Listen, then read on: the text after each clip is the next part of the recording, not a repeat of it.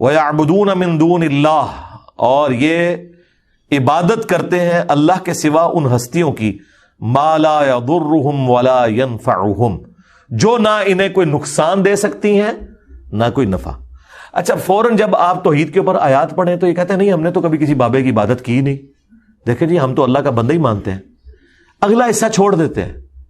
اللہ تعالیٰ نفی صرف عبادت کے اعتبار سے نہیں کر رہا، بلکہ یہ بھی کر رہا ہے کہ یہ ہستیاں نہ کسی کو نقصان دے سکتی ہیں نہ نفع۔ ایک مرے ہوئے شخص جو قبر میں پڑا ہوا ہے، اس کی کوئی عبادت نہیں کرتا، ٹھیک ہے بہت اچھی بات ہے، لیکن یہ عقیدہ رکھتا ہے کہ یہ میری بھینسوں کا دودھ خشک کر سکتا ہے، اس کے نام کی میں نے 11ویں نہ دی تو میرے اوپر کوئی مصیبت آ سکتی ہے، تو اس کا کیا مطلب ہے کہ آپ اسے نفع و نقصان کا مالک مانتے ہیں؟ تو آپ بھی شرک ہی کر رہے ہیں۔ اور شرک کیا ہے؟ آدھی آیت لیتے ہو کہ ہم تو جی عبادت تو کوئی نہیں کرتے، اللہ نے تو عبادت کرنے والوں کی نفی کی ہے۔ سرکار ساتھ ذکر کیا ہے مَا لَا يَضُرُّهُمْ وَلَا يَنْفَعُهُمْ، جو ہستیاں نہ انہیں نقصان دے سکتی ہیں نہ نفع دے سکتی ہیں۔ وَيَقُولُونَ، اور یہ کہتے ہیں هَؤُلَاءِ شُفَعَاؤُنَا عِندَ اللَّهِ، وہ کہتے ہیں نہیں ہم ان کو تو پکار ہی نہیں رہے، یہ اللہ کے حضور ہمارے سفارشی ہیں۔ سیم وہی مینٹلٹی، ایسی داتا صاحب کو تو نہیں مانگتے، اللہ کے حضور ساڈے سفارشی نے، ہم سلطان الہند سے تو نہیں مانگتے، یہ ہم اللہ کے حضور انہیں اپنا سفارشی مانتے ہیں، پیچھے ہی اللہ ہے۔ ہاں، یہ نہیں ہے کہ پیچھے کوئی اور ہے، نہیں، پیچھے اللہ ہے جی، سامنے ہی ہے۔ سرکار پھر اس کا جواب اللہ تعالیٰ نے جس انداز میں دیا ہے نا، وہ ایسا انداز ہے کہ اگر ہم خود سے دیتے تو یہ کہتے ہیں کتنی گستاخانہ بات کر رہے ہو۔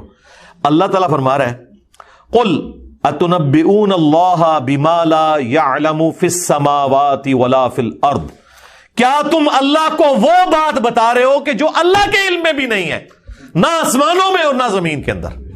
ہائے ہائے ہائے ہائے، اللہ کے علم میں تو کوئی بات ایسی ہے ہی نہیں کہ نہ ہو۔ اللہ تعالیٰ دیکھیں غصے کا اظہار، اللہ کہہ رہا ہے کہ منو پہ دس دیو کہ اس سفارشی نے میرے حضور میں مقرر کیتے، منو تو کوئی نہیں پتا کہ میں کوئی بندہ مقرر کیتا ہوا ہے۔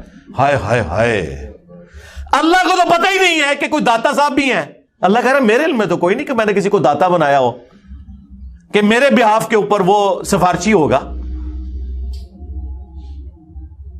سبحانہ وتعالی عما یشرکون، پاک ہے وہ ہستی، بہت بلند ہے ہر اس شرک سے جو لوگ اس کی طرف منسوب کرتے ہیں۔ اور مشرکوں، اللہ کو کوئی فرق نہیں پڑتا، یہ جو تم نے غلیظ عقیدے وابستہ کر دیے اور ہستیوں کے ساتھ، اللہ کو اس سے کوئی فرق نہیں پڑتا۔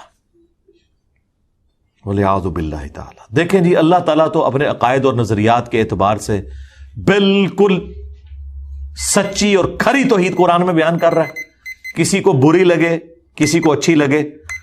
اللہ تعالیٰ نے یہ بھی پرواہ نہیں کی کہ لوگ کیا بات کریں گے، کس لیول پہ اتر کے اللہ تعالیٰ بتا رہے ہیں۔ آپ دیکھیں اس سے بہتر اور کیا انداز، سمپل اور بہتر اور بالکل کھلا ڈلا۔ اللہ تعالیٰ فرما رہا ہے اے نبی ان سے فرماؤ اتنبئون اللہ بما لا يعلم فی السماوات ولا فی الارض، کیا تم اللہ کو بتا رہے ہو وہ چیز جو اللہ کے علم میں تو زمین و آسمانوں کے اندر ہے ہی نہیں ہے، کہ کوئی اللہ نے اپنا کوئی سفارشی مقرر کیا ہوا ہے کہ جو نفع نقصان کا مالک ہے۔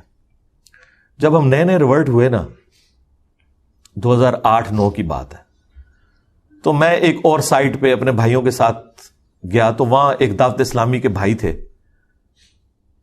تو وہ نماز پڑھاتے تھے، ہم ان کے پیچھے نماز پڑھتے تھے رفع الیدین کے ساتھ۔ وہ بڑے حیران ہوئے کہ یار یہ کون سے لوگ ہیں کہ جو ہمارے پیچھے نماز پڑھتے ہیں، کیونکہ ہمیں تو یہ لوگ مشرک اور کافر سمجھتے ہیں۔ اب انہیں پتہ ہی نہیں تھا کہ یہ مخلوق کون سی ہے۔ تو خیر ہم نے ان سے گپ شپ شروع کی۔ کچھ عرصے بعد انہوں نے کہا جی آپ ہمارے گھر آئیں، چائے پلائیں آپ کو، اور وہ یہ چاہ رہے تھے کہ ہم دعوت رکھیں، اور ہم چاہ رہے تھے ہم ان کے سامنے دعوت رکھیں۔ ہم ان کے گھر چلے گئے جی، انہوں نے وہاں سے جال حق نکالی۔ اب جال حق تو میں اس وقت پڑھتا تھا جب میری داڑھی بھی نہیں نکلی ہوئی تھی، 94 کے اندر FSE میں۔ اس میں جتنی چکر بازیاں دی گئی ہیں غیر اللہ سے پکارنے کے لیے، مدد مانگنے کے لیے، وہ ساری تو ہمارے علم میں تھی۔ تو وہ کہنے لگا آپ کو ہم پہ اعتراض کیا ہے؟ تو میں نے ان کو یہی آیات پیش کی کہ بھائی آپ کا جو عقیدہ ہے نا مرے ہوئے لوگوں کے بارے میں، ظاہری اس باب میں تو آپ کافر سے بھی مدد لیں، وَتَعَاوَنُوا عَلَى الْبِرِّ وَالتَّقْوَى وَلَا تَعَاوَنُوا عَلَى الْإِثْمِ وَالْعُدْوَانِ، نیکی پرہیزگاری کے کاموں میں ایک دوسرے کی مدد کرو، برائی میں الگ رہو. لیکن جو دعا ہے یہ صرف اللہ کے ساتھ خاص ہے. ایاک نعبد و ایاک نستعین. عبادت اللہ کی ہوگی، مدد اس سے مانگی جائے گی دعا والی. امن یجیب المضطر اذا دعا، بھلا بتاؤ تو کون ہے جو تکلیف میں گھرے ہوئے شخص کی فریاد کو سنتا ہے. ویکشف السوء، اور اس سے اس کی برائی کو دور کر دیتا ہے.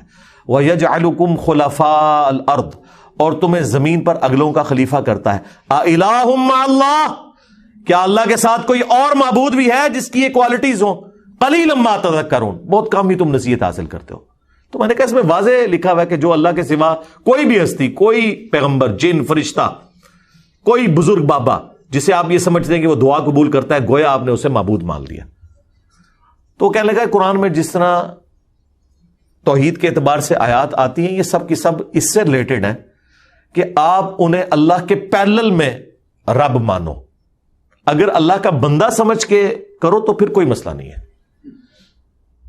کیونکہ وہ تو حزب اللہ ہے، اللہ کی پارٹی کے لوگ ہیں. تو میں نے اسے بتایا قرآن میں تو ایک آیت ایسی ہے جو آپ کے سارے وسوسے کو سیٹل کرتی ہے. بنی اسرائیل میں بھی ہے. سورۃ المائدہ سے میں نے کہا کہ یہ پڑھو. اب یہ وہ چیز تھی جو جال حق میں تو نہ انہوں نے لکھی، نہ یہ مسئلہ ان سے حل ہونے والا تھا، کیونکہ اللہ تبارک و تعالیٰ نے سورۃ المائدہ کے اندر عیسیٰ ابن مریم کو سینٹرڈ کر کے، ان کی ماں کو سینٹرڈ کر کے بالکل کھول کر توحید بیان کر دی. تو آیت نمبر یہ 75، مل مسیح ابن مریم الا رسول، عیسیٰ ابن مریم تو نہیں تھے مگر ایک رسول. قد خلت من قبلہ الرسل، ان سے پہلے بھی رسول گزرے ہیں. وامہ صدیقہ، اور ان کی ماں سچی عورت تھی. کانا یاکلان الطعام، دونوں کھانا کھانے کے محتاج تھے. انظر کیف نبین لہم الآیات ثم انظر انا یؤفکون، دیکھو ہم اپنی آیات کتنی کھول کھول کر بیان کر رہے ہیں، اور پھر ان کی طرف دیکھو جو الٹے پڑھے جاتے ہیں. قل اتعبدون من دون اللہ، اے نبی تم فرماؤ کیا تم اللہ کے سوا ان ہستیوں کی عبادت کرتے ہو؟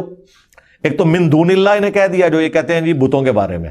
یہاں عیسیٰ ابن مریم اور ان کی والدہ کو من دون اللہ کہا. کیا ان کی عبادت کرتے ہو؟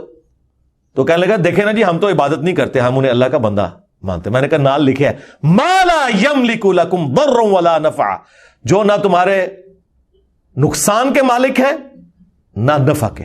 واللہ هو السمیع العلیم، اور اللہ ہی سننے والا علم ہے. میں نے کہا پچھلے حصے کو چھوڑ دے. اللہ نے کہا کہ عیسیٰ ان کی ماں نہ تمہارے نفع کے مالک نہ نقصان کے. تو شیخ عبد القادر جیلانی تھے، شے ہی کوئی نہیں عیسیٰ کے جیسا، ہے ہی کوئی نہیں. تیرا عبد القادر جیلانی تھے، شے ہی کوئی نہیں. مریم جیسا، ہے ہی کوئی نہیں. تیری رابعہ بصریہ تھے، شے ہی کوئی نہیں. اگر وہ نفع نقصان کے مالک نہیں ہے لے جاؤ اپنے باپے.